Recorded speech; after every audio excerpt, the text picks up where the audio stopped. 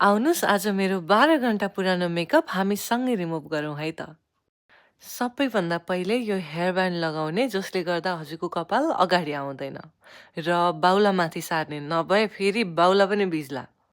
र यो चाहिँ मैले किन गरेँ, केको लागि गरेँ त्यो चाहिँ म आफैलाई थाहा छैन।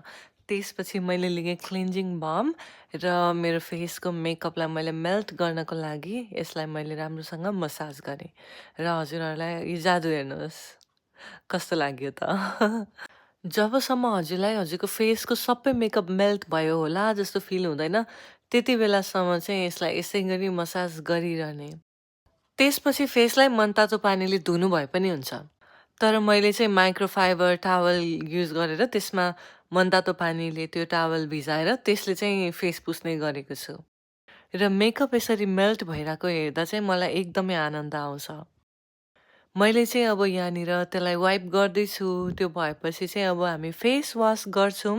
र फेस वास चाहिँ हामी नर्मली जसरी फेस वास गर्ने गरेको छ त्यसरी गर्छौँ किनभने हामीले हाम्रो फेसको मेकअप रिमुभ गरिसक्यौँ।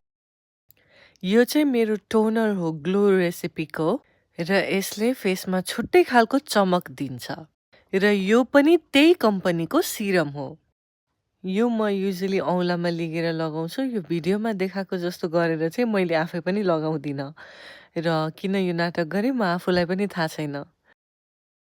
तर यो सिरमले दिने चमक चाहिँ छालामा यस्तै गरी दिनैभरि बसिरहन्छ।